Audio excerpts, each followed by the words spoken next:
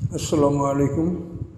সম্মানিত সুধীমণ্ডলীরা, আমরা সূরা আহজাব আলোচনা করতেছিলাম। ইনশাআল্লাহ এখন আমরা 10 নম্বর আয়াত থেকে আলোচনা শুরু করব। আউযু বিল্লাহি মিনাশ শাইতানির রাজিম। ইযা জাউকুম মিন ফাওকিকুম ওয়া মিন আসফালি মিনকুম ওয়া যাগাতিল আবসার ওয়া বালাগাতিল কুলুবুল হানাজিরা ওয়া তাযুন্নুনা বিল্লাহি যুন্নুনা। এই যুদ্ধের ভয়াবহতাটা আমরা ইনশাল্লাহ আস্তে আস্তে জানতে পারবো। খুবই মারাত্মক যুদ্ধ, এবং এইটাই ছিল কাফেরদের সর্বশেষ আক্রমণ মদিনায়। এরপরে আর এই যুদ্ধে তারা বিফল কাম হয়ে ফেরত যাওয়ার পরে আর কোনোদিন তারা মদিনা আক্রমণের সাহস করে নাই। তো আসুন আমরা আগে তর্জমা শুনি, তারপর তাফসীর ইনশাল্লাহ আলোচনা হবে। ইয জাউকুম মিন ফাওকিকুম, যখন তারা তোমাদের উপরের দিক থেকে আসলো, ওমেন আসফালে মিনকুম, এবং নিচের দিক থেকেও আসলো। ওয়াই জাগাতের আবসারু, যখন তোমাদের চক্ষুগুলির দৃষ্টি বাঁকা হয়ে গেছিল।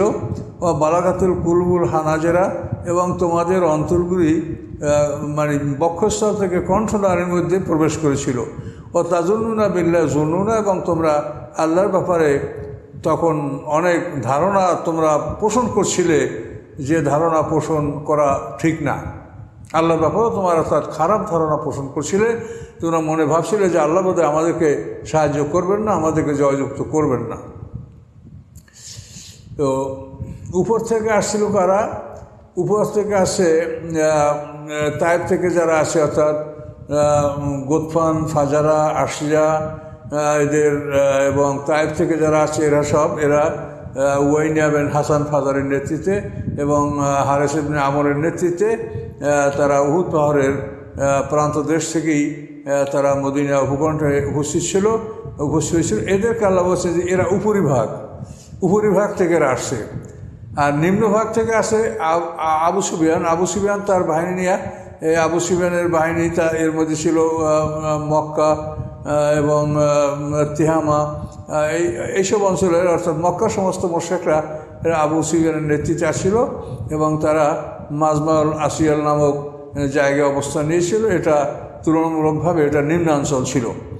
তো আবু সুফিয়ানের সেনাপতিত্বে যারা আসছিল তারা নিম্নাঞ্চল থেকে অগ্রসর ছিল। আর উয়াইনা বিন হাসান ফাজারি, হারেস ইবনে আমর এদের নেতৃত্বে যারা আসছিল তারা উপরিভাগ থেকে মদিনার ভূখণ্ডে আসছিল। এভাবে তারা মদিনা শহরের উত্তর দিকে উহুদ পাহাড়ের পাদদেশে তারা অবস্থান করছিল। এবং মুসলমানদের অবস্থা এমন ছিল যেন তাদের মানে চক্ষু যেন তাদেরকে এখন ঘুরপাক খাচ্ছে ভয়ে, এবং প্রাণটা যেন বক্ষস্থলকে বের হয়ে কণ্ঠনালীর মধ্যে চলে আসছে। এবং আল্লাহর সম্পর্কে ধারণাও খারাপ হচ্ছিল কতকের, যে আল্লাহ বোধহয় আমাদের সাহায্য করবেন না। আল্লাহ বলেন হুনালিকা উবতুলিয়াল মুমিনুন, ওই সময় আল্লাহ মোমেনদেরকে পরীক্ষা করেছেন। মোমেনদেরকে পরীক্ষা করা হয়েছিল এই কঠিন বিপদ দিয়া। ও জুলজুলু জিলজিলান শাদীদা, এবং তারা কঠিনভাবে প্রকম্পিত হয়েছিল। তারা ভয়ে থরথর করে কাঁপছিল, আমরা বোধহয় এবারে আমরা শেষ হয়ে যাব। ওরা 20,000-এর ঊর্ধ্বে লোক নিয়ে মদিনা আক্রমণ করছে, অথচ আল্লাহ রসুলের সাহাবীদের সংখ্যা, যোদ্ধা যারা, তাদের সংখ্যা 3,000-এর অধিক ছিল না। এই 3,000 সৈন্য নিয়ে আল্লাহ রসুল শিলা পর্বতকে পিছনে রেখে, এবং সামনে খন্দক, এবং তার সামনে উহুদ পাহাড়, এভাবে আল্লাহ রসুল এই 3,000 সৈন্য নিয়ে অবস্থান নিয়েছিলেন মদিনা শহরকে রক্ষা করার জন্য।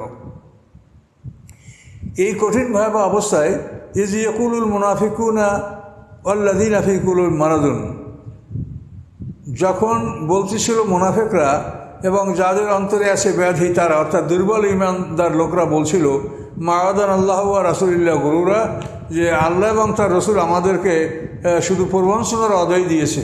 আল্লাহ এবং আল্লাহ রসুল আমাদেরকে বলছে যে আমরা জিতব, এবং খন্দক খোদার সময় আল্লাহ রসুল যে প্রস্তরে আঘাত করার সময় তিনি রোম বিজয়ের সুসংবাদ শুনিয়েছিলেন। তারপর পারস্যের হীরা এবং পারস্যের মাদায়ন জয় করার সুসংবাদ দিলেন, এবং ইয়ামান জয় করার সুসংবাদ দিলেন। এখন দেখছি যে তারা এই ময়দানে তাদের টেকা কষ্টকর, এই জন্য তারা মনে করছে যে আল্লাহ এবং আল্লাহ রসুল আমাদের সাথে মানে যে ওয়াদাটা দিছিল এটা বোধহয় প্রবঞ্চনা, এটা বোধহয় বাস্তবায়িত হবে না। এরকম দুর্বল চিত্তের মোমেনরা এবং মুনাফিকরা এই ধরনের চিন্তাভাবনা করছিল। ওয়াইজ করা তয়ফাতুম ইয়া আহলা ইয়াসরাব আল্লাহ মাকাম লাকুম ফারজিউ। এবং এটাও স্মরণীয় ঘটনা, যখন এই মোমেনদের মধ্যে যারা ছিল দুর্বল চিত্তের, তাদের একদল বলতেছিল, হে ইয়াসরাববাসী লা মাকাম লাকুম, তোমাদের এখানে অবস্থান ঠিক নয়, ফারজিউ, তোমরা চলে যাও, তোমরা এখানে থেকো না। এই ধরনের কথা ইহুদিদের পক্ষ থেকে এবং মুনাফিকদের পক্ষ থেকে এই ধরনের প্রস্তাব আসছিল। তারা যুদ্ধরত মুসলমানদেরকে বলছিল, একটা দল এভাবে কথা বলছিল, মুনাফিক এবং যারা দুর্বল চিত্তের লোক, বিশেষ করে বনু হারেসা, বনু সালেমা, তাদের মধ্যে এই দুর্বলতাটা প্রকাশ পেয়েছিল। তারা বলছিল, হে ইয়াসরিববাসী, মদিনার পূর্ব নাম হলো ইয়াসরিব, আল্লাহ রসুল হিজরত করার পরে এই শহরের নাম রাখা হয় মদিনাতুর রাসুল বা রাসুলের শহর। ইয়াসরিববাসী, এই মদিনাকে ইয়াসরিব বলা এটা আল্লাহ রসুল অপছন্দ করতেন। তো ওরা বললো, হে ইয়াসরিববাসী লা মুকাম লাকুম, তোমাদের কোনো অবস্থান নাই, অর্থাৎ তোমরা এখানে টিকতে পারবে না, ফারজিউ, তোমরা ফিরে যাও। ওয়াস্তাযিনু ফারিকুম মিনহুম নবিয়্যা, এবং মোমেনদের মধ্যে একটি দল নবীর কাছে অনুমতি চাচ্ছিল। কী বলে অনুমতি চাচ্ছিল? ইয়াকুলুনা, তারা বলছিল, ইন্না বুয়ুতুনা আওরাতুন, আমাদের বাড়িঘরই অরক্ষিত, আমাদের দেওয়াল ভাঙা, তারপরে বাড়ির ছাদ ভালো না বা প্রাচীর ভালো না, চোর ঢুকবে বা মানুষের আমাদের বাড়ি ক্ষয়ক্ষতি করবে, এরকম তারা বলছিল, আমাদের বাড়িগুলি অরক্ষিত। আওরাত শব্দের অর্থ অরক্ষিত, আর নারীদের আরবি হলো, নারীদেরকে আরবিতে আওরাত বলা হয়। তাহলে বোঝা যায় যে নারীরা আসলে অরক্ষিত, তাদেরকে রক্ষা করার জন্য আল্লাহ যে ব্যবস্থা দিয়েছেন সেই ব্যবস্থা মেনে না চললে নারীরা অরক্ষিত এবং তারা বিপদগ্রস্ত হবে। তো আল্লাহ বললেন যে ওরা বলছে একদল যে আমাদের বাড়িগুলি অরক্ষিত। আল্লাহ তার উত্তরে বলছেন, অমাহাইয়াবে আওরাত, তাদের বাড়িগুলি অরক্ষিত নয়, এই ইউরিদুন ইল্লা ফেরারা, তারা শুধু পালিয়ে যেতে চায়, এই যুদ্ধের মাঠে তারা থাকতে চায় না। যুদ্ধ তাদের জন্য একটা ভয়ঙ্কর কষ্টকর বিষয় মনে হচ্ছিল, এই জন্য তারা পালিয়ে যেতে চেষ্টা করছিল। এবং বিশেষ করে বনু হারেসা এবং বনু সালেমার লোকদের মধ্যে দুর্বলতা প্রকাশ পেয়েছিল। আল্লাহ বলছেন তাদের স্বভাবটা, ওলাউ দুখিলা তালেমেন আক্তারেহা, যদি তাদের প্রান্ত থেকে শত্রু যদি তাদের মধ্যে প্রবেশ করে দেওয়া হতো, অর্থাৎ তারা যে অঞ্চলে বসবাস করে তাদের যে আবাসভূমি বাসভূমি, এখানে যদি তাদের এক প্রান্ত থেকে শত্রু প্রবেশ করে দেওয়া হতো, সুম্মা সৈরুল ফিতনাতা, তারপর যদি তাদেরকে যুদ্ধের জন্য বলা হতো, তাহলে আতাওয়া, তখন তারা এই যুদ্ধ করতে আসতো। আমার তালাব্বাসু বিল্লিয়াসিরা, তখন তারা তাদের গৃহে খুব কমই অবস্থান করত। তারা তাড়াতাড়ি সবাই নিজেদের রক্ষার জন্য নিজেদের ধন সম্পদ, সন্তান সন্ততি, এদেরকে রক্ষা করার জন্য তারা যুদ্ধে চলে আসতো। কিন্তু এখন সম্মিলিত মদিনা শহরের যুদ্ধের ব্যাপারে তারা অবহেলা করছে এবং তারা পালাতে চেষ্টা করছে। আল্লাহ বলেন, ওয়ালাকাদ কানু আহাদুল্লাহ মিন ক্বাবলু, অথচ ইতিপূর্বে তারা আল্লাহর কাছে প্রতিশ্রুতি দিয়েছিল, লা ইউআল্লুনাল আকবার, যে তারা পৃষ্ঠ প্রদর্শন করবে না, যুদ্ধের মাঠে আসলে পালাবে না, এটা তারা ওয়াদা করেছিল। ওয়াকানা আহাদুল্লাহ মাসউলা, এবং আল্লাহর কাছে ওয়াদাগুলি সম্পর্কে অবশ্যই জিজ্ঞাসিত হবে। তোমরা যে প্রতিশ্রুতি দিয়েছো, এই প্রতিশ্রুতি ঠিক রেখেছো না ভঙ্গ করেছো, এ সম্পর্কে অবশ্যই পরকালে তোমাদেরকে জিজ্ঞাসা করা হবে।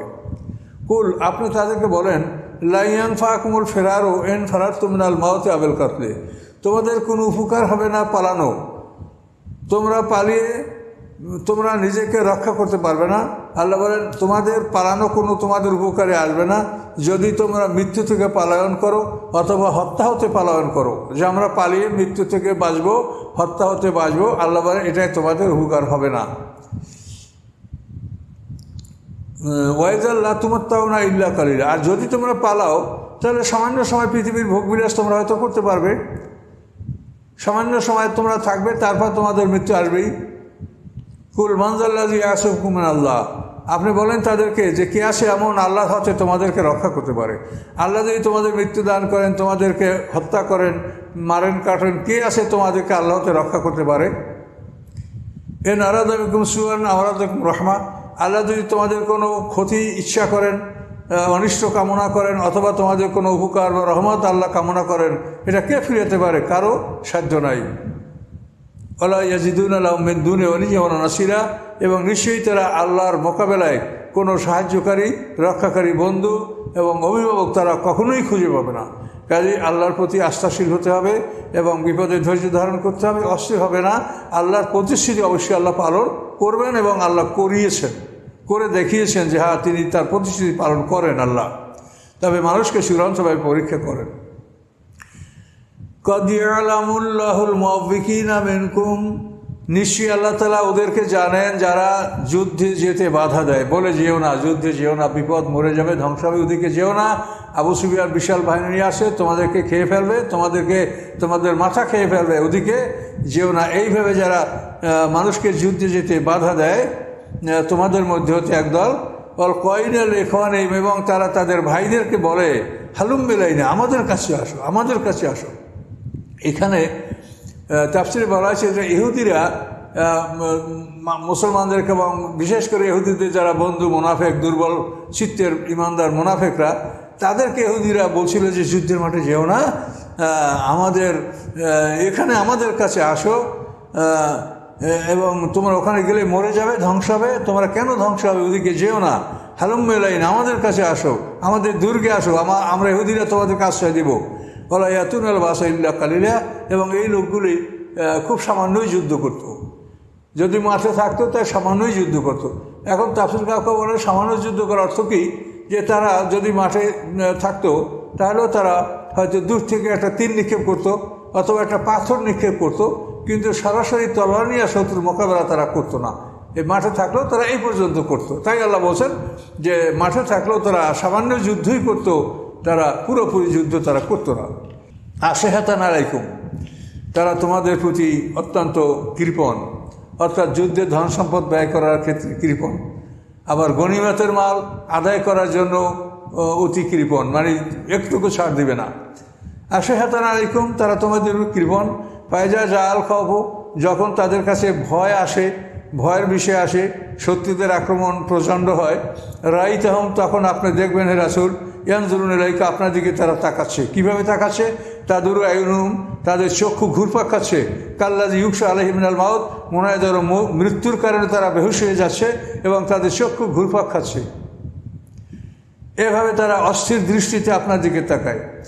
এরপরে ফায়জা জাহাবাল খাওফ, যখন ভয় দূরীভূত হয়, সালাকুকুম বিআলসিনাতিন হিদাদিন, তখন তীক্ষ্ণ ভাষায় তোমাদের সাথে তারা কথাবার্তা বলে, কঠোর ভাষায় তোমাদের সাথে কথাবার্তা বলে। কী জন্য? আশেহাতান আল খায়ের, যে তারা মালের উপরে চরম লোভী এবং চরম কৃপণ, অর্থাৎ মাল তাদেরকে, অর্থাৎ গনিমতের অংশ পুরোপুরি দিতে হবে। আমরা খুব যুদ্ধ করেছি, আমরা তোমাদের সাথে ছিলাম, আমরা শত্রুকে প্রতিহত করেছি। এইভাবে তারা মানে অনেক কড়া ভাষায় কথা বলে এবং তারা সম্পদের প্রতি কঠিন লোভী এবং কৃপণ। উলাইকা লাম ইউমিনু, আল্লাহ বলেন এই ধরনের স্বভাব যাদের, যে যারা যুদ্ধে অলসতা করে এবং গনিমতের ব্যাপারে খুব কড়াকড়ি করে, আল্লাহ বলেন উলাইকা লাম ইউমিনু, এরা আসলে ঈমান আনে নাই, এরা শুধু মালের লোভে, সম্পদের লোভে এরা যুদ্ধের মাঠে যায়। ফাহাবাত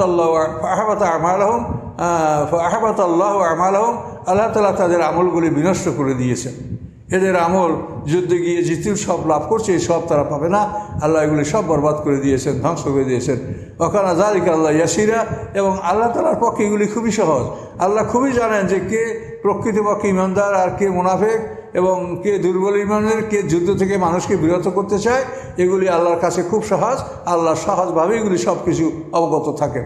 ইয়াহসাবুনা আল আহজাবা লাম ইয়াযহাবু, যুদ্ধরত মুসলমানদের মধ্যে একদলের দুর্বলতা সম্পর্কে আল্লাহ বলছেন যে তারা ধারণা করতেছিল যে এই সম্মিলিত বাহিনী ফিরে যাবে না।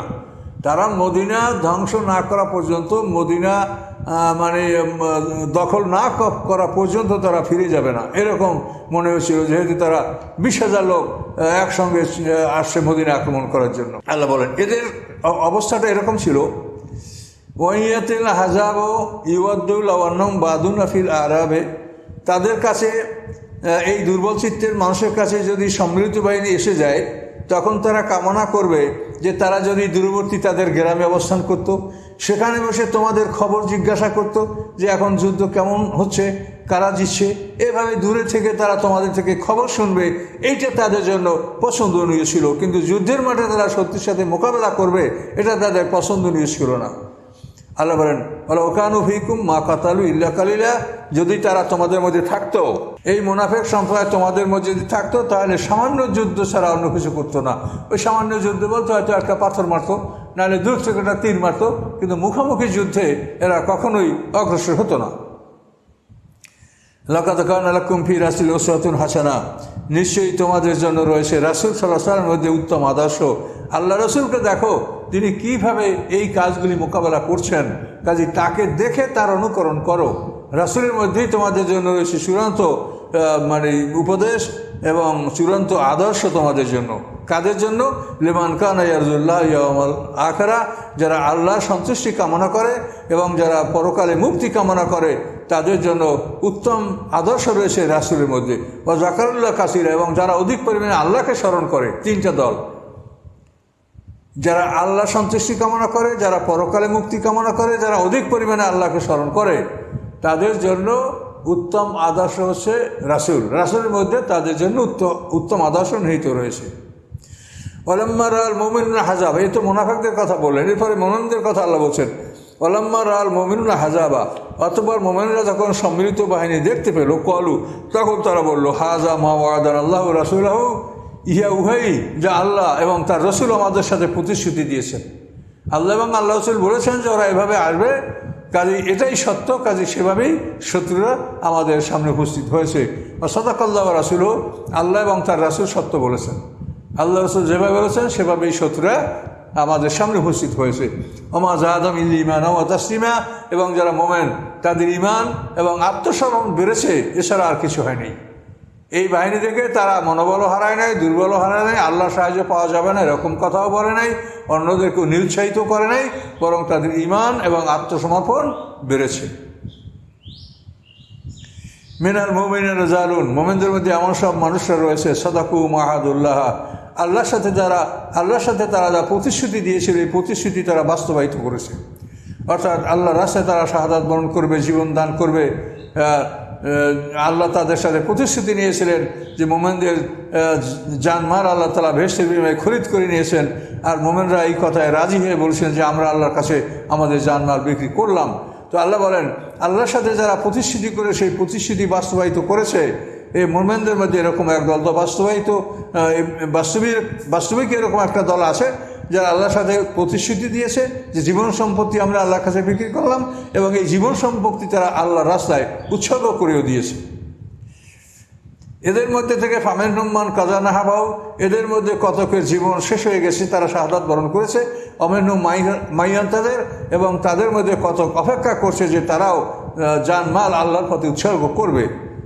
অমা বাদ্দালু তাবদিলা, এবং তারা আল্লাহর সাথে প্রতিশ্রুতি কোনোভাবেই তারা পরিবর্তন ঘটায়নি। তো এখানে বদরে, উহুদে, খন্দকে যারা শাহাদাত বরণ করেছেন তাদের কথাই আল্লাহ তাআলা উল্লেখ করেছেন যে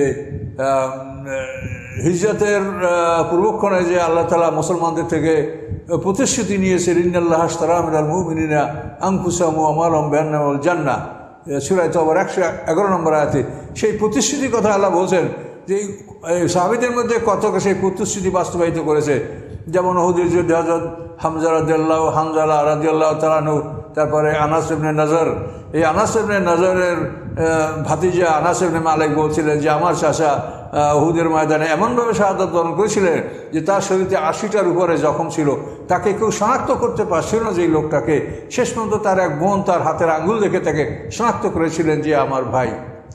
এইভাবে যারা শাহাদাত বরণ করেছে তাদের কথা আল্লাহ এখানে ইশারা করলেন যে তাদের মধ্যে কত কেমন যারা তাদের প্রতিশ্রুতি পালন করেছেন আর কত প্রতিশ্রুতি পালন করার জন্য প্রস্তুত হয়ে আছেন। লিয়াজিয়াল্লাহু সাদিকিনা বিসিদকিহিম, আল্লাহ তাআলা এই অনুষ্ঠানগুলি এমনভাবে ঘটাচ্ছেন যে আল্লাহ তাআলা সত্যবাদীতার জন্য আল্লাহ তাদেরকে পুরস্কার দান করবেন। তারা সত্যবাদী, তারা প্রতিশ্রুতি করে দিয়েছে আল্লাহর কাছে এবং সত্য সহকারে সেই প্রতিশ্রুতি পালন করেছে। তো আল্লাহ বলেন এই সত্যবাদীদের সত্যবাদিতার পুরস্কার দান করার জন্য আল্লাহ তাআলা এই অনুষ্ঠানগুলি ঘটিয়ে থাকেন। ওই আযযাবাল মুনাফিকিনা ইনশা, আর আল্লাহ ইচ্ছা করলে মুনাফিকদেরকে শাস্তি দিবেন। আও ইয়াতুবা আলাইহিম, এবং আল্লাহ ইচ্ছা করলে কারো তওবা কবুলও করতে পারেন। ইন্নাল্লাহ কানা গাফুরুর রহিমা, নিশ্চয়ই আল্লাহ তাআলা আল্লাহ রাব্বুল আলামিন বলেন ও রাদ্দাল্লাহুল্লাযীনা কাফারু বিগাইযিহিম, আল্লাহ তাআলা তাদের গোস্বাসহ কাফেরদেরকে ফিরিয়ে দিলেন। যে কঠিন রাগান্বিত অবস্থায় গোস্বা নিয়ে তারা আসছিল যে মদিনা আক্রমণ করবে, কিন্তু আল্লাহ তাদেরকে এই গোস্বা নিয়েই, মনের রাগ নিয়েই তারা ফিরে যেতে বাধ্য হয়েছিল। লাম ইয়ানালু খায়রা, তারা কোনো কল্যাণ অর্জন করতে পারে নাই এই খন্দকের যুদ্ধে, শুধু জানমালের ক্ষতি ছাড়া কোনো কল্যাণ লাভ করতে পারে নাই। ওয়াকাফাল্লাহুল মুমিনিনা কিতালা, তো মোমেনদের জন্য আল্লাহ তাআলা যুদ্ধের ক্ষেত্রে আল্লাহই যথেষ্ট। মোমেনরা যুদ্ধ করেন, এই যুদ্ধে মোমেনদের সাহায্যকারী হিসেবে আল্লাহই যথেষ্ট। ওয়াকান আল্লাহ কাবিয়ান আজিজা, এবং আল্লাহ তাআলা মহাশক্তির মালিক এবং পরাক্রমশালী, তার শক্তিকে কেউ প্রতিরোধ করতে পারে না। এ পর্যন্ত আমরা 25 নম্বর আয়াত পর্যন্ত গিয়া এখন আমরা এর পিছনের তাফসীরটা আমরা দেখব। এখানে এই 25 নম্বর আয়াত পর্যন্ত আমাদের আলোচনা সমাপ্ত থাকবে। এখন এরপর থেকে আমরা এই যে পর্যন্ত আসি তাফসীরটা আমরা দেখব। সম্মানিত সুধী, খন্দক যুদ্ধের ব্যাপারে এ পর্যন্ত আমরা আলোচনা করছি। এর সামনে আবার ইহুদি বনু কুরাইজার ব্যাপারে আলোচনা শুরু হবে। এই জন্য আমরা আবার পিছনে ব্যাকে চলে যাচ্ছি। ওরা উপরিভাগ থেকে এবং নিম্নভাগ থেকে মদিনা শহরের সম্মুখে ওরা উপস্থিত হলো। তো উপস্থিত হওয়ার পরে ওরা যখন খন্দকের দিকে অগ্রসর হলো, তখন এমন একটা দৃশ্য দেখতে পেল যে এইটা ওরা কোনোদিন ইতিপূর্বে দেখে নাই, যে এইরকম পরীক্ষা খন্দক খনন করে এইভাবে একটা শহরকে রক্ষা করা যায়। আল্লাহ রসুল যখন জানতে পারলেন এদের আগমনের ব্যাপার বা এরা যুদ্ধ করবে, তখন সাহাবা ইকরামদেরকে নিয়ে পরামর্শ করলেন এবং হযরত সালমান ফার্সির পরামর্শে সিদ্ধান্ত হলো যে এভাবে একটা পরীক্ষাকরণ করে মদিনা শহরকে রক্ষা করা হবে। এবং আল্লাহ রসুল 3 মাইল অর্থাৎ শিলা পর্বতকে পিছনে রেখে উহুদ পর্বত সামনে, এর মাঝখানে একটা পরীক্ষা খনন করলেন। তো 10 জন সাহাবীর এক একটা প্লাটুনকে, এক একটা গ্রুপকে 40 হাত জায়গা ভাগ করে দিলেন। 10 হাত গভীর, 20 হাত চওড়া, 40 হাত, এই 10 জনে খনন করবে। তো এভাবে আল্লাহ রসুল নিজ হাতে নকশা করে দিলেন যে এই হইতে এই পর্যন্ত তোমাদের কাজ, ভাগ ভাগ করে দিলেন। তো এভাবে হয়তো সালমান ফার্সি, যিনি এটা প্ল্যানদাতা, উনি কেবল মুক্ত হওয়ার পরে, গোলামি থেকে মুক্ত হওয়ার পরে উনি এই প্রথম যুদ্ধে অংশগ্রহণ করছেন মুসলমানদের সাথে। তো ওনার ভাগে যে প্লটটা পড়লো, সেই প্লটে এমন একটা কঠিন পাথর বেরিয়ে আসলো যে ওদের অস্ত্র ফেরত দিচ্ছে। যতই আঘাত করে সেই লোহার কোদাল, গেন্তি, বেলচা ফিরে আসে, বাঁকা হয়ে যায়, পাথরটা কাটে না। তখন সালমান ফার্সির সঙ্গীরা বললেন যে তুমি আল্লাহ রসুলের কাছে যাও, আল্লাহ রসুল তোমার অত্যন্ত প্রিয় মানুষ, তাকে গিয়ে বলো। তখন সালমান ফার্সি আসলেন আর রাসুলের কাছে এবং বললেন যে আমার সাথীরা এই পাথরটা ভাঙতে পারছে না, আমিও পারছি না, তা আমরা কি প্ল্যানটা একটু ঘুরিয়ে নেব? আপনি যেখানে নিশানা দিয়েছেন সেই নিশানার মধ্যেই পাথরটা বেরিয়ে আসছে, এটার সাথে আমরা পারছি না, আমাদের অস্ত্রগুলি ফেরত আসছে। তখন আল্লাহ রসুল সালমান ফার্সির হাত ধরে সেখানে আসলেন। হাত ধরে সেখানে এসে সেখানে আল্লাহ রসুল একটা গেন্তি হাতে নিলেন। নেওয়ার পরে তিনি বিসমিল্লাহ বলে, আল্লাহু আকবার বলে আঘাত করলেন এবং এত জোরে আঘাত করলেন যে আঘাতে পাথরের 3 অংশ কেটে গেল এবং এমনভাবে স্পার্ক হলো, আগুন জ্বলে উঠলো যে আগুনের এমনভাবে আলোকিত যে আল্লাহ রসুলের 2 বগলের ভিতর থেকে যেন পিছনের দিকে আলো বেরিয়ে আসলো এবং এই আলোতে রোম সাম্রাজ্য পর্যন্ত, কনস্টান্টিনোপল, রোম এ পর্যন্ত আলোকিত হয়ে গেল। আল্লাহ রসুল বলেন যে আমাকে আল্লাহ তাআলা রোম দেখিয়েছেন, এই রোম আমার উম্মত জয় করবে। দ্বিতীয় আঘাতে আল্লাহ রসুলের পাথরের বাকি 1 অংশ, 3 অংশ আবার কেটে গেল এবং এই আঘাতে আল্লাহ রসুল ইরাকের রাজধানী মাদায়েন এটা দেখতে পেলেন এবং আল্লাহ রসুল বললেন যে আমার উম্মতকে আল্লাহ তাআলা এই মাদায়েন দান করবেন। তৃতীয় আঘাতে ইয়েমান পর্যন্ত আলোকিত হল, ইয়েমানের সানা। আল্লাহ রসুল বলেন যে সানার প্রসাদগুলি আমার কাছে কুকুরের দাঁতের মতো এরকম খুব ঘন ঘন মনে হচ্ছিল, এভাবে আমি দেখতে পাচ্ছিলাম। তো এইভাবে খন্দক খোদা শেষ হয়ে গেল, আর ওদিকে কাফেররাও এই খন্দকের মুখে মদিনার ভূকণ্ঠে তারা এসে গেল। এসে থেকে ভয়ঙ্কর অবস্থা, কোনোভাবেই মদিনা শহরে প্রবেশ করা যাচ্ছে না। তখন তারা বাধ্য হয়ে থেমে গেল খন্দকের বাইরে। তো এখন এই খন্দকের বাইরে থেমে আছে এবং মুসলমানরা পাথর মেরে মেরে তাদেরকে প্রতিহত করছে। কিন্তু অবস্থাটা হলো যে মুসলমানরা 3000, ওরা 20,000-এর ঊর্ধ্বে। কাজে এই 3000 সাহাবি, এই 3 মাইল রাস্তা সব সারা দিবারাত্রি পাহারা দেওয়া, তাতে সাহাবিদের ভীষণ কষ্ট হয়েছে, যেটা কোরআনের আয়াতে ইতিপূর্বে আমরা শুনতে পেরেছি যে প্রাণগুলি মনে হয় যেন ওষ্ঠাগত বা কণ্ঠনালীতে প্রাণগুলি প্রবেশ করে গিয়েছিল, বক্ষস্থল থেকে প্রাণ বের হয়ে কণ্ঠনালী এবং ওষ্ঠার কাছে প্রাণ চলে গিয়েছিল, এত কষ্ট মুসলমানদের হচ্ছিল। তো এইভাবে যখন মুসলমানরা কষ্ট ভোগ করছিল, যুদ্ধটা প্রায় 1 মাস পর্যন্ত দীর্ঘস্থায়ী হয়েছিল। তো এক পর্বে আল্লাহ রসুল মনে করলেন যে এদেরকে কীভাবে ছত্রভঙ্গ করা যায়। তিনি এভাবে একটা পরিকল্পনা করে গোতফান দলের যারা সবচেয়ে বড় যোদ্ধা দল গোতফান, তাদের সেনাপতি উয়াইন ইবনে হাসান ফাজারি, তারপরে আশজা এবং অন্য যারা আছে তাদের দলের সেনাপতি ছিল হারেস ইবনে আউফ, এদেরকে আল্লাহ রসুল গোপনে ডাকলেন। আল্লাহ রসুল এদেরকে ডেকে তাদেরকে বললেন যে দেখো, তোমাদেরকে যদি আমি মদিনার খেজুরের 1 অংশ দান করি, তাহলে তোমরা কি যুদ্ধ হতে ফিরে যাবে কি না? তখন কোনো বর্ণনাতে বলা হয়েছে যে তারা অর্ধেক দাবি করছিল, আর কোনো বর্ণনাতে এতেই তারা রাজি হয়েছিল। কিন্তু রাজি হওয়ার পরে তাদের মধ্যে আল্লাহর মধ্যে একটা চুক্তিপত্র লেখা হয়েছিল, কিন্তু আল্লাহ এটাকে সই স্বাক্ষর বা চূড়ান্ত করেন নাই, যেহেতু মদিনার খেজুরের মালিক তো আনসার গোত্র, কাজে তাদের সাথে এটা পরামর্শ করতে হবে। এই জন্য আল্লাহ রসুল তাদের সাথে এই কথাটা বলে আনসার গোত্রের হজরত সাদ ইবনে মুআয, সাদ ইবনে উবাদা, ওসাইদ বিন হুযায়র এইসব নেতাদেরকে ডেকে তিনি বললেন যে আমি তো মদিনার 3 খেজুর দিতে চেয়েছি, ওরা চাই অর্ধেক। এখন তোমরাই বলো, তোমরা তো বাগানের মালিক, তোমরা কি এই খেজুর দিয়ে তাদের সাথে চুক্তি করবে কিনা, এবং তারা হয়তো আবু সুফিয়ানের বাহিনী থেকে পৃথক হয়ে যাবে এই শর্তে, তো তোমরা এটা করবে কিনা? তখন হযরত সাদ ইবনে মুআয রাদিয়াল্লাহু আনহু, ইয়া রাসূলুল্লাহ, যে প্রস্তাবটা আপনি দিয়েছেন এটা যদি আপনার পছন্দনীয় হয়, আপনি যদি মনে করেন যে এটা ভালো, আপনি করবেন, তা আপনার প্রস্তাব আপনি পালন করবেন বা আপনার মনের ইচ্ছা আপনি পালন করবেন, এতে আমাদের কোনো আপত্তি নেই। 2 নম্বর কথা, যদি আল্লাহ আপনাকে বলে থাকে যে মদিনার খাজুর দিয়া তাদের সাথে সন্ধি করা হোক, আল্লাহ যদি বলেন তাও আপনি করেন, এতে আমাদের কোনো আপত্তি নেই। কিন্তু 3 নম্বর কথা হলো যে আমাদের কষ্ট হচ্ছে, আমরা অল্প সংখ্যক, ওরা সংখ্যায় আমাদের বহুগুণ, কাজে আমাদের কষ্ট লাঘব করার জন্য আপনি এটা চিন্তা করছেন। তাহলে আমরা বলবো যে আল্লাহর কসম, আমরা ওদেরকে একটা খাজুর দেবো না, ওদেরকে আমরা তলোয়ার দিব, তলোয়ারের আঘাত দেব। ওরা জাহিলিয়াতেও কোনোদিন আমাদের একটা খাজুর জোর করে খেতে পারে নাই, হয়তো মেহমান হয়ে খেয়েছে, না হলে কিনে খেয়েছে। কাজে জাহিলিয়াতে ওরা পারে নাই। আর এখন আমরা মুসলমান হয়েছি, আমরা আল্লাহর প্রতি তাওয়াক্কুল, ঈমান, আল্লাহ আমাদের সাহায্যকারী, আপনি আমাদের মধ্যে আছেন, এখন আমরা খাজুর দেবো ওদেরকে দেবো তলোয়ার। এবং এই যে চুক্তিনামা লেখা হয়েছিল, এই লেখাটা তিনি বিনষ্ট করে দিলেন। তো এই ঘটনা ঘটার পরে এখন ওরা আরও উত্তেজিত হয়ে গেল যে আমাদেরকে আল্লাহ রাসূল খেজুর দিবেন চুক্তি, আর ওরা এভাবে এটা ভঙ্গ করলো, প্রতিষ্ঠা খুব ওরা উত্তেজিত হয়ে গেল, যুদ্ধ করা হবে। এই উত্তেজিত হয়ে তারা মানে সফল হচ্ছে না, যে এই জন্য যে মানে কোনোভাবেই তারা এই খন্দক পানি দিতে পারছে না। খন্দক অনেক গভীর, তার ভিতরে কোনো জায়গায় কাদা পানি, কোনো জায়গায় গর্ত, এই ভয়ঙ্কর অবস্থা।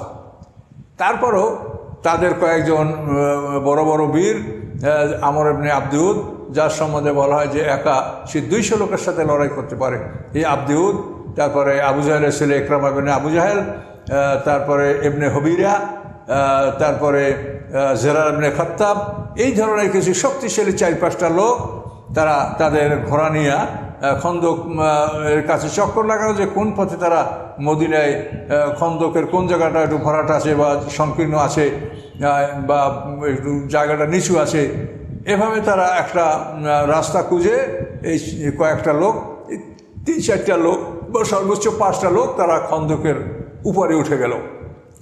বিশেষ করে আবদুদ, সে আরবের সবচাইতে বড় বীর, সে আবদুদ খন্দকের উপরে উঠে সে তলোয়ার ঘুরায়, আর বলে, এই কে আসো তোমরা, আমাকে জাহান্নামে পাঠাবে আর তুমি জান্নাতে যাবে, আসো।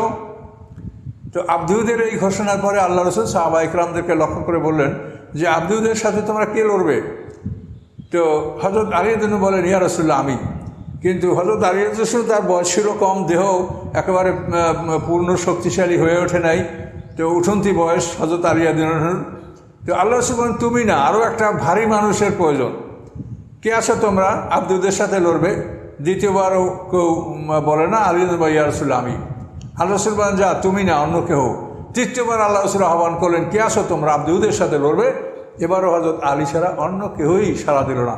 তখন আল্লাহ রসুল হযরত আলী রাদিয়াল্লাহুকে ডাকলেন, ডেকে তার জন্য আল্লাহর কাছে দোয়া করলেন। তিনি আলী রাদিয়াল্লাহুর মাথায় নিজের, আল্লাহ রসুলের মাথার পাগড়ি তার মাথায় বেঁধে দিলেন, জুলফিকার নামক একটা তলোয়ার তাকে দান করলেন এবং তার জন্য বিশেষ দোয়া মোনাজাত করে তাকে পাঠালেন। হযরত আলী রাদিয়াল্লাহুর কাছে আব্দুদ আলী রাদিয়াল্লাহু দেখে সে বালক মনে করলো যে ছেলেটা আমার কাছে কেন আসছে। তখন আলী রাদিয়াল্লাহু বললেন যে আমি আপনাকে দাওয়াত দিচ্ছি যে আপনি এক আল্লাহর প্রতি ঈমান আনেন, শিরক বর্জন করেন। তো আব্দুল বলে যে ওগুলি আমার প্রয়োজন নাই, তুমি কেন আসছো সেটা বলো ভাতিজা, যে আপনার সাথে আমি লড়াই করব। তখন ক্ষিপ্ত হয়ে গেল যে আমি তো তোমার সাথে লড়াই করার চিন্তা করিনি, যে তুমি বালক মানুষ আমার সাথে লড়াই করবে। তখন আব্দুল ক্ষিপ্ত হয়ে গেল, ঘোড়াকে আঘাত করে ঘোড়ার থেকে নেমে পড়লো, ঘোড়াকে হটাই দিল পিছনে এবং সে আলী রাদিয়াল্লাহুর সাথে যুদ্ধের জন্য সে তলোয়ার ঘোরাতে শুরু করলো। এভাবে যখন দুজনেই তলোয়ার ঘোরাতে থাকলো, হঠাৎ করে আব্দুদ হযরত আলী রাদিয়াল্লাহুর উপরে তলোয়ারের আঘাত করলো। আলী রাদিয়াল্লাহুর কাছে আল্লাহ রসুলের ঢাল তলোয়ার ছিল, তো ঢালে হযরত আলী রাদিয়াল্লাহু তলোয়ারের আঘাতটা তিনি ঢাল পেতে এটা ঠেকাই দিলেন এবং আব্দুদের তলোয়ারটা হযরত আলী রাদিয়াল্লাহু ঢালের মধ্যে আটকা পড়ে গেল। এখন সে আব্দুদের ঢাল থেকে তলোয়ারটা পৃথক করতে পারছে না। এমন অবস্থায় আলী রাদিয়াল্লাহু ঘুরে উঠে তার মাথার উপরে এমন জোরে আঘাত করলেন যে মাথার অর্ধেক উপরের মাড়ির দাঁত সহ মাথাটা মাটিতে পড়ে গেল। এই অবস্থায় আব্দুদের যখন পতন ঘটল, আল্লাহ রসুল নারায়ে তাকবীর দিলেন, সাহাবারা নারায়ে তাকবীর দিলেন, আর আব্দুদের সাথে অন্য যারা আসছিল তারা পালিয়ে গেল, তারা কেউ ওখানে আর থাকলো না। এইভাবে প্রাথমিক পর্যায়ে তাদের যখন এই পতন ঘটল, তখন তারা খুব মনক্ষুণ্ণ হয়ে গেল যে আমাদের এত বড় বীর, সে একজন সাধারণ সৈনিকের হাতে এভাবে শেষ হয়ে গেল। তারা আর খুবই দুঃখিত হলো এবং এদের সাথে নওফল ইবনে আবদুল্লাহ নামক আর একটা লোক, সে খন্দক পাড়ি দিতে গিয়া তার ঘোড়াটা ওই খন্দকের কাদার মধ্যে আটকে গিয়েছিল। তখন মুসলমানরা তাকে পাথর মেরে হত্যা করছিল। তখন সে বলে যে, গো মুসলমানরা, এত নিকৃষ্ট হত্যা আমাকে করো না, পাথর মেরে হত্যা করা সবথেকে কষ্টকর। তখন হযরত আলী নেমে তার গর্দান কেটে তার লাশটা নিজেদের দখলে নিয়ে আসছিল। তখন কাফেররা দেখলো যে নওফল ইবনে আবদুল্লাহ লাশ তার মোমেনদের হাতে। তারা বলল যে আমরা অর্থের বিনিময়ে তার লাশটা তোমাদের কাছ থেকে ফেরত চাচ্ছি। তো আল্লাহ রাসূল বললেন যে মোশরিকের লাশ আমরা বিক্রিও করি না, আর আমার প্রয়োজন নাই, তোমাদের লাশ তোমরা এমনি নিয়ে যাও। তো এইভাবে যখন প্রথমবারে তারা আঘাতপ্রাপ্ত হলো, তখন তারা সিদ্ধান্ত করলো যে সম্মিলিতভাবেই মদিনা আক্রমণ করতে হবে, তা না হলে কাজ হবে না। তো এখন ওরা চিন্তা নিল যে একসঙ্গে খন্দকের কিছু অংশ ভরাট করে আমরা বিশাল একটা বাহিনী শহরে ঢুকে পড়বো। আমরা এভাবে একজন দুইজন ঢুকে আমরা কোনো লাভ করতে পারবো না। কোনো একদিন পরিকল্পনা তারা শেষ রাতে খন্দক ভরাট করার জন্য ওরা সবাই আসলো এবং খন্দক ভরাট করার জন্য ওরা মাটি ফেলতে লাগলো। এভাবে আল্লাহ রসুলের বাহিনী তখন তাদেরকে এমনভাবে পাথর মেরে তাদেরকে ফিরানোর চেষ্টা করা হলো এবং তারাও হটছে না, তারাও খন্দক ভরাট করে ঢুকবে মদিনা শহরে। এভাবে তাদের চেষ্টা, মুসলমানদের পাথর এবং তীর নিক্ষেপ। কিন্তু আল্লাহর মহিমা, মুসলমানরা যে পাথর মারে, তীর মারে, এগুলো ওদের আঘাত করে, কিন্তু ওদের আঘাতগুলি মুসলমানদের শরীরে লাগে না, যেহেতু ওই খন্দকের আড়ালে মুসলমানরা লুকিয়ে থাকে আর খন্দক উপরে, ওদের আঘাতগুলি উপর থেকে পার হয়ে যায়। তো এইভাবে শেষ রাত্রে আঘাত করে আক্রমণ চালিয়ে ফজরের নামাজ রক্ত হয়ে গেল। তখন আল্লাহ রসুল সাহাবীরা নামাজ আদায় করবেন, কিন্তু জিবরিল আমিন আইসা বললেন, ইয়া রাসূলুল্লাহ, আল্লাহ তাআলা নিষেধ করেছেন নামাজ পরে পড়বেন, যুদ্ধ চালিয়ে যান। নামাজ পড়া হলো না, যুদ্ধ চলতে থাকলো। এরপরে সারাদিন যুদ্ধ চলে চলে জহুরি ওয়াক্ত যখন আসলো, তখন আবার নামাজের জন্য সাহাবীরা উদ্বিগ্ন। জিবরিল আমিন আইসা বলেন, ইয়া রাসূলুল্লাহ, আল্লাহ নিষেধ করেছেন নামাজ পরে পড়বেন। এরপরে আসরের ওয়াক্ত আসলো, সেখানেও জিবরিল আমিন আইসা নিষেধ করলেন। এরপরে মাগরিবের রক্ত আসলো, সেখানেও জিবরিল আমিন এসে নিষেধ করলেন। এরপরে এশার সময় তারা অপারগ হয়ে ক্লান্ত হয়ে তারা ফিরে যেতে বাধ্য হলো। রাত অন্ধকার হয়ে গেছে এবং এক রাত থেকে আর এক রাত পর্যন্ত তারা আপ্রাণ চেষ্টা করে খন্দক ভরত করতে না পেরে তারা বিফল মনোরথ হয়ে তারা চলে যেতে বাধ্য হলেন। এভাবে যখন তারা ফিরে গেল, ফিরে যাওয়ার পরে তখন আল্লাহ রসুল এই যে ফজর, জহুর, মাগরিব, ইশা 4 ওয়াক্ত নামাজ কাজা হয়ে গেছিল। এই 4 ওয়াক্ত নামাজ আল্লাহ রসুল আজান একমত সহ একবার আজান দিয়া, তারপর প্রত্যেক ওয়াক্তের জন্য আলাদা একামত দিয়া প্রথমে ফজর, জহুর, মাগরিব, ইশা আদায় করলেন, তারপর ইশা নামাজ আদায় করলেন। এভাবে আল্লাহ রসুল নামাজগুলি আদায় করে নিলেন। তাহলে এখানে দেখা গেল যে আল্লাহ তাআলা জিবরিল আমিনকে পাঠিয়ে দিয়ে নামাজ পড়তে নিষেধ করেছেন, বলেছেন যুদ্ধ চালিয়ে যাও। তার কারণ নামাজ তো কাজা করার সুযোগ রয়েছে, কিন্তু যুদ্ধে হেরে গেলে এটার কোনো কাজা হবে না। এই জন্য আল্লাহ তাআলা জিবরিল আমিনকে পাঠিয়ে দিয়ে বলছেন যে তোমরা যদি মদিনা শহরকে রক্ষা করতে পারো তো চিরদিন তোমরা নামাজ পড়তে পারবে, কিন্তু আজকে নামাজের কারণে যদি তোমরা যুদ্ধে হেরে যাও তাহলে এর কোনো কাজা তোমরা করতে পারবে না, এর কোনো ক্ষতিপূরণ তোমরা দিতে পারবে না। এই জন্য আল্লাহ তাআলা আদেশ দিয়ে পাঠিয়েছিলেন, 4 ওয়াক্ত নামাজ কাজা হয়ে গেল। তো এই ধরনের অবস্থার মধ্যে প্রায় 1 মাস পর্যন্ত 2 দলের মধ্যে আক্রমণ পাল্টা আক্রমণ চলতেছিল, কিন্তু ওরা মদিনা জয় করবে এরকম কোনো সম্ভাবনাই তাদের ছিল না, যেহেতু এই খন্দক পাড়ি দিয়ে তারা ভিতরে প্রবেশ করতে পারছে না। এই ধরনের সমস্যাগুলি চলতেছিল। তো সম্মানিত সুধী, এভাবেই দিনগুলি পার হচ্ছিল, কোনোভাবেই ওরা কিছু করতে পারছিল না। এখন মুসলমানদের ভয় হলো যে ভিতরে ইহুদি বনু কুরাইজা, তারা তো মদিনা শহরের ভিতরেই, তারাও মুসলমানদের শত্রু, তারা মুশরিকদের সাথে একমত হয়েছে। এই জন্য সমস্ত নারীদেরকে একটা তাঁবুতে রাখা হয়েছিল, বনু হারেসের তাঁবু। সেই তাঁবুতে সমস্ত নারীরা এক জায়গায় জমা ছিল। সেই তাঁবুর মধ্যে আল্লাহ রসুলের স্ত্রী আয়েশা সিদ্দিকা রাদিয়াল্লাহু ছিলেন, আল্লাহ রসুলের ফুফু সাফিয়া এবং অন্যান্য নারীও ছিলেন। হঠাৎ করে সাদ ইবনে মুআয রাদিয়াল্লাহু তাআলা আনহু সেই তাঁবুর কাছে গেলেন তার মাকে দেখার জন্য। গিয়া বলেন যে আমি আমার মায়ের সাথে দেখা করার জন্য আসি। তখন সাদ ইবনে মুআযের মা বলেন যে বেটা, তুমি আমার সাথে দেখা করবে এটা খুব জরুরি না, তুমি আল্লাহ রসুলের কাছে চলে যাও, তুমি তার পাহারায় নিয়োজিত থাকো। তো ওই সময় হযরত সাদ রাদিয়াল্লাহু তাআলা আসেন। হযরত আয়েশা সিদ্দিকা দেখতে পেলেন যে সাদ রাদিয়াল্লাহু গায়ে যে লোহার বর্মটা পরিহিত, এটায় হাত কনু থেকে নিচের দিকের হাতটা ফাঁকা, হাফ হাতার লোহার বর্ম।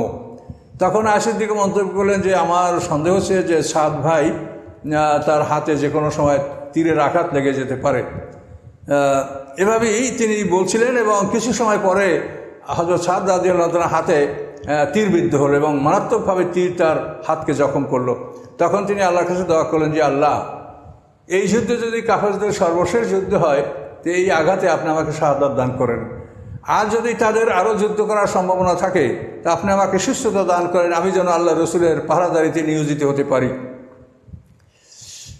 আর তৃতীয়বার বললেন যে আল্লাহ, ইহুদি বনু কুরাইজা আমাদের মধ্যে থেকে বিশ্বাসঘাতকতা করলো, ইহুদি বনু কুরাইজার বিচার না দেখে আমার জন্য মৃত্যু হয় না। এই দোয়াগুলি তিনি করলেন এবং আল্লাহ তাআলা এই তার সব দোয়াগুলি কবুল করেছেন। সেটা আমরা পরবর্তীতে আলোচনায় পাব। বনু হারেসের তাঁবুর মধ্যে আরেকটা ঘটনা ঘটল। আল্লাহ রসুলের ফুফু সাফিয়া দেখতে পাচ্ছেন যে একটা ইহুদি তাঁবুর আশপাশ ঘোরাফেরা করছে। তখন এই হাসান ইবনে সাবিত দুর্বল মুসলমান, সে ওই তাঁবুতে ছিল। তো সাফিয়া রাদিয়াল্লাহু আনহা বললেন যে তুমি ইহুদিকে হত্যা করো। তো হাসান বলে যে আমি এটার ক্ষমতা রাখি না, তাহলে কি আমি তাঁবুতে থাকতাম? তখন সাফিয়া রাসূলের ফুফু একটা তাঁবুর খাম্বা নিয়ে, কাবুর একটা খুঁটি নিয়ে বের হয়ে এই তাঁবুর খুঁটা দ্বারা পিঠে ইহুদিকে মেরে ফেললেন। মেরে ফেলার পরে তিনি হাসানের সাথ করলেন যে ওর সাথে অস্ত্র মালামাল আছে, সেটা তুমি নিয়ে আসো। হাসানের সাথ বলেন যে ওর মালামালে আমার প্রয়োজন না, আমি ওর কাছে যাব না। তো এভাবেই আল্লাহ রসুলের ফুফু এই বীরত্বের সাথে এই ঘটনা ঘটালেন। এই মুসলমানরা সব এই তাঁবুতে ছিল এবং হযরত সাদ রাদিয়াল্লাহু তাআলা যখন হওয়ার পরে মদিনাতে রাফিদা নামে এক মহিলা যে যখন চিকিৎসা করতেন, সেই তার তাঁবুতে তিনি সেখানে আশ্রয় নিলেন এবং সেখানে তার চিকিৎসা চলতেছিল। এইভাবে খন্দকের যুদ্ধের যে বিশেষ বিশেষ ঘটনাগুলি, এগুলি আমরা আরও যে ঘটনাগুলো ঘটেছে এগুলো আপনাদের কাছে আমি বলার চেষ্টা করব।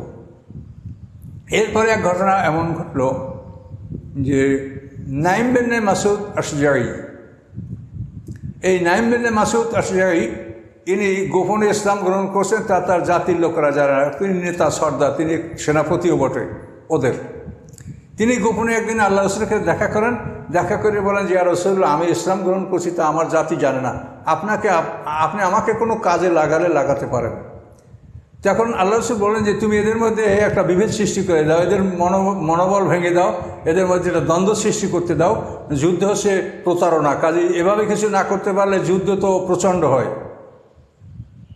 তখন আল্লাহ রসুল যখন বললেন, তখন তিনি নিশ্চিত হলেন যে আমি যদি কিছু কথা বানিয়ে বলি আমার ইমানের ক্ষতি হবে না। তখন উনি এটা নিশ্চিত হওয়ার পরে সর্বপ্রথম নাইম বিন মাসুদ আশজাঈ ইনি ইহুদি বনু কুরাইজার দুর্গে ঢুকলেন, ঢুকে কাব বিন আসাদের সাথে দেখা করলেন। কাব বিন আসাদের সাথে দেখা করে তিনি বললেন যে ভাই কাব, আমাকে চিনো তুমি? হ্যাঁ চিনি, আপনি আমাদের বন্ধু মানুষ। তো তুমি আমাকে বন্ধু মনে করো? যে হ্যাঁ। তাহলে আমার একটা কথা শোনো, এটা তুমি গোপন রাখবে, খবরদার কথাটা প্রকাশ করবে না, আমি যে বলছি কাউকে বলবে না। কথাটা হচ্ছে এই যে আবু সুফিয়ান এবং তার বাহিনী, এদের মালামাল, ধন সম্পদ, আওরাত পর্যন্ত, স্ত্রী পুত্র পরিজন সব তাদের বাড়িতে আছে। তারা যুদ্ধ করতে আসছে, যুদ্ধে জিতলে ভালো, আর না জিতলে তারা মদিনায় তাদের বাসগৃহে চলে যাবে। কিন্তু তোমরা এই শহরের ভিতরে আছো, যদি ওরা পরাজিত হয়ে চলে যায় তখন এই শহরে তোমরা আছো, তোমাদের অবস্থাটা কী হবে বলো? মুহাম্মদ সাল্লাল্লাহু আলাইহি ওয়াসাল্লামের সাথে তোমরা লড়তে পারবে? তখন তো তোমরা ভয়ানক বিপদে পড়ে যাবে যদি আবু সুফিয়ান এভাবে চলে যায়।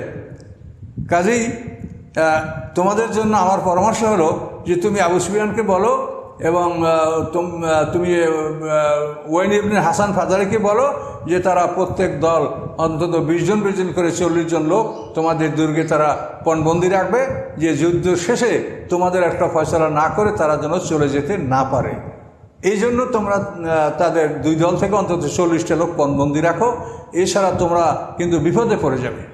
তখন কাব বিন আসাদ চিন্তা করলো, আসলেই তো ব্যাপারটা সত্য, ওরা যুদ্ধে পরাজিত হলে ওখান থেকে চলে যাবে, আমরা মদিনা শহরে আমাদের অবস্থা কী হবে?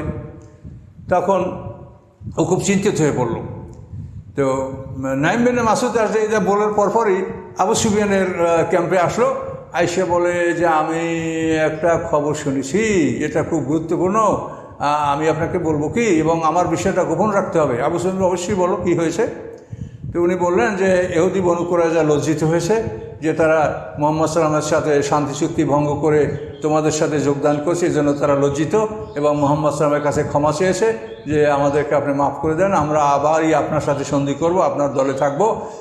এই সত্ত্বে যে আমি আপনার কাছে ওই মোশরিকদের কিছু নেতৃস্থানীয় কিছু লোক আমি আপনার হাতে তুলে দেব বন্দি করে, এবং আপনি ইচ্ছা করে তাদেরকে হত্যা করতে পারবেন। এই কথায় মুহাম্মদ সাল্লাল্লাহু আলাইহি ওয়াসাল্লাম হ্যাঁ বলেছেন যে হ্যাঁ, যদি তা পারো তাহলে তোমাদের সাথে আমি সন্ধি রিভাইভ করব, পুনরায় তোমাদের সাথে সন্ধি বল রাখবো। তো এই জন্য আপনি সতর্ক থাকবেন যে কাব বিন আসাদ যদি আপনার এখানে কোনো লোক নেওয়ার জন্য আসে, তাহলে জানবেন যে এই লোকগুলি কিন্তু মুহাম্মদ সাল্লাল্লাহু আলাইহি ওয়াসাল্লামের হাতে চলে যাবে, এই লোকগুলি কিন্তু আর আপনি ফেরত পাবেন না। আবু সুফিয়ানকে এটা বলার পরপরই আবার তিনি হুয়াইন ইবনে হাসান ফাজারির কাছে গিয়ে তাকে ঠিক একই কথা বললেন যে কাব বিন আসাদ সে লজ্জিত হয়েছে, সে মুহাম্মদ সাল্লাল্লাহু আলাইহি ওয়াসাল্লামের সন্ধি পুনর্বহাল করতে চায়, এই শর্তে যে সে আপনাদের কিছু লোক মুহাম্মদ সাল্লাল্লাহু আলাইহি ওয়াসাল্লামের কাছে সে তুলে দিবে। কাজে কাব বিন আসাদ লোক নিতে আসলেই মনে করবে যে এই লোকগুলি কিন্তু ওদের কাছে থাকবে না, দুর্গে থাকবে না, এগুলি মুহাম্মদ সাল্লাল্লাহু আলাইহি ওয়াসাল্লামের হাতে চলে যাবে, আপনারা সতর্ক থাকেন। এই খবর বলার পরে আবু সুফিয়ান ইকরামা ইবনে আবি জাহলের নেতৃত্বে আরও বিশেষ কিছু নেতার নেতৃত্বে ইহুদি বনু কুরাইজার কাছে লোক পাঠায় দিল। লোক পাঠায় দিয়ে তাদেরকে বলল যে দেখেন, আমরা দীর্ঘদিন ধরে লড়াই করছি, আমরা বাইরে আছি, তোমরা তো তোমাদের দুর্গে আছো, আমাদের ভীষণ কষ্ট হচ্ছে, কাজে আমাদের সাথে তোমরা মানে চূড়ান্ত যুদ্ধ করার জন্য বেরিয়ে পড়ো, আমরা একবারে ব্যাপক আক্রমণ করব, আমরা আর এত সময় আর নষ্ট করতে পারছি না। তখন কাব বিন আসাদ বলল যে আজকে হলো সপ্তাহের দিন, এই দিনে তো আমরা যুদ্ধ করি না, আর আমরা পরেও তোমাদের সাথে যুদ্ধ করব না, বরং আমরা তোমাদের থেকে এটা চাইবো যে তোমরা যুদ্ধের পরে পরাজিত হলে আমাদের ফয়সালা না করে যেন একারা চলে যেতে না পারো, এই জন্য তোমরা অন্তত 40টা লোক তোমাদের আমাদের এই তাঁবুতে আমাদের এই দুর্গে বন্দি রাখো, এবং এই বন্দি রাখার ফল এ হবে যে যুদ্ধ শেষে তোমরা আমাদের ফয়সালা না করে একারা চলে যেতে পারবে না। এই কথা যখন কাব বিন আসাদ বলল, তখন তারা বিষয়টা বুঝে নিল যে নাইম বিন মাসুদ আশরারি যে বলছে ঘটনা সত্য।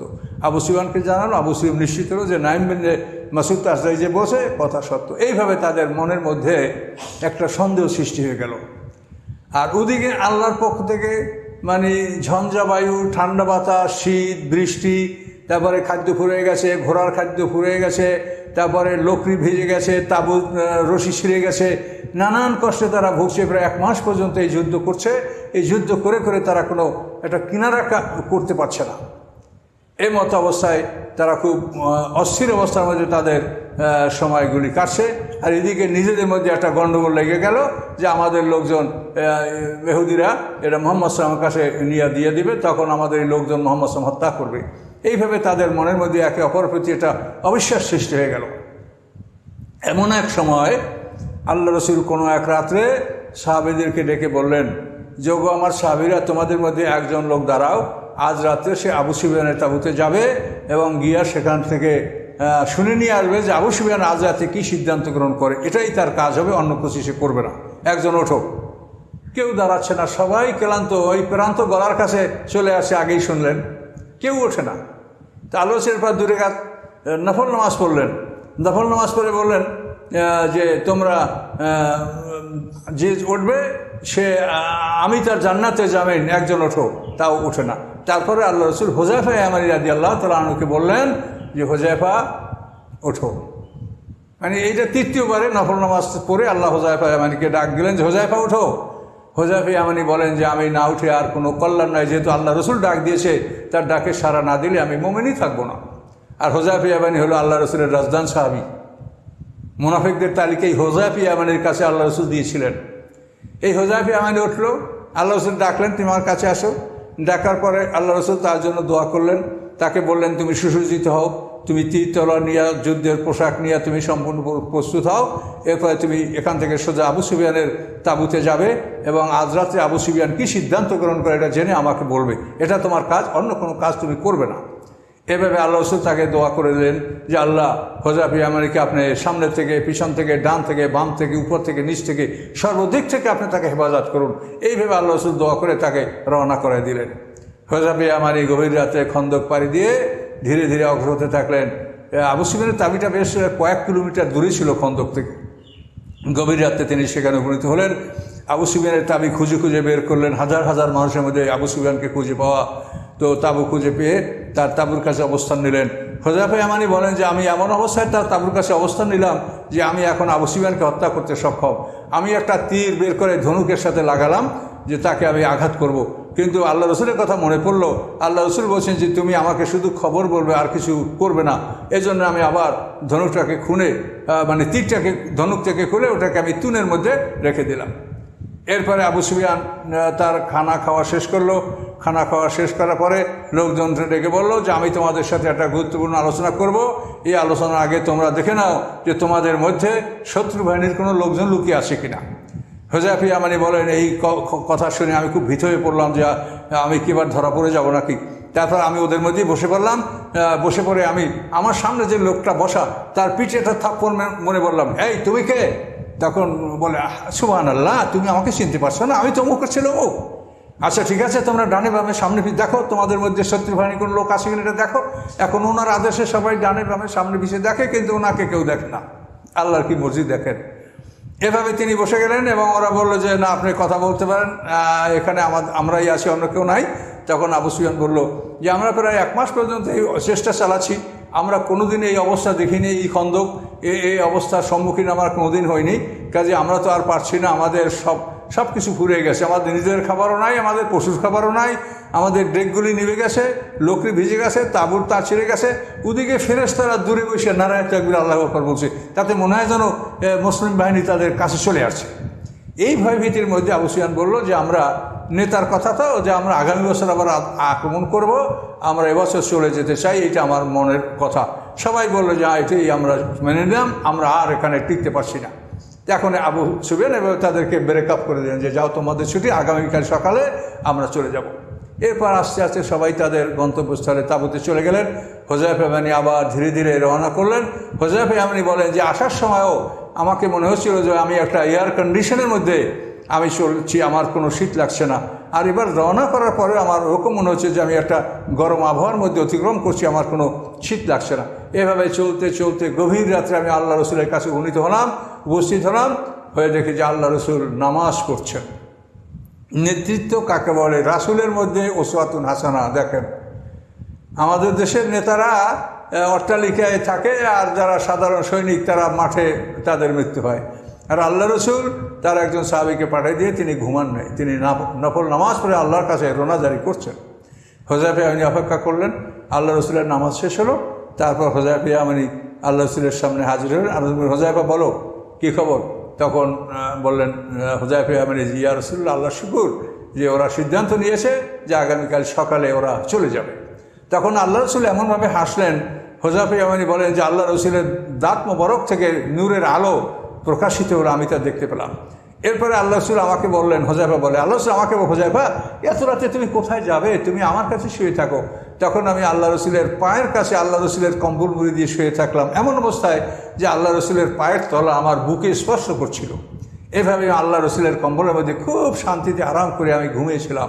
এরপরে ফজরের নামাজ রক্ত হলো, আল্লাহ রসুল আমাকে ডাক দিয়ে বলেন, কুম ইয়া নওমানো, হে ঘুমন্ত তুমি ওঠো। এভাবে আমি উঠলাম, ফজরের নামাজ পড়লাম। পরে খবর পাওয়া গেছিল যে পরের দিন সকালে আবু সুফিয়ান এমনভাবে তাড়াহুড়া করে রওনা করছিল যে তার উটের রশি ছাড়া হয় নাই, তার আগে সেই উট পিটাচ্ছে যে চল চল মক্কার দিকে চল। এভাবে তারা তাড়াহুড়া করে সবাই চলে গিয়েছিল। তারা এভাবে সম্মিলিত বাহিনী 1 মাস চেষ্টা করে বিফলকাম হয়ে তারা ফিরে চলে গেল। সেই কথা আল্লাহ বলছেন আয়াতের মধ্যে যে ওরা মনে করছিল যে এই সম্মিলিত ফিরে যাবে না, কিন্তু আল্লাহ তাআলা তাদেরকে ফিরিয়ে দিলেন, বিফলকাম করে তাদেরকে ফিরিয়ে দিলেন। এইভাবে তারা চলে গেল। আল্লাহ রসুল সাহাবা ইকরামদেরকে মদিনায় অবস্থান করলেন এবং আল্লাহ রসুল 1 মাস পর্যন্ত যুদ্ধ অবস্থায় সবাইকে থাকতে বললেন, যেহেতু ওরা মক্কায় চলে গেছে, আবার যদি পরিস্থিতি নিয়ে ব্যাক করে, তো এই জন্য আল্লাহ রসুল সাহাবা ইকরামদেরকে যুদ্ধের পোশাক খুলতে নিষেধ করেছিলেন। এর থেকে আমরা সামনে যে আয়াত আছে 25 নম্বর আয়াত, সে আয়াতের আবার আমরা তরজমা তাফসীর ইনশাআল্লাহ পরবর্তীতে আমরা আলোচনা করব। তো ওরা ফিরে গেল, এ পর্যন্ত আজকে আমাদের আলোচনা।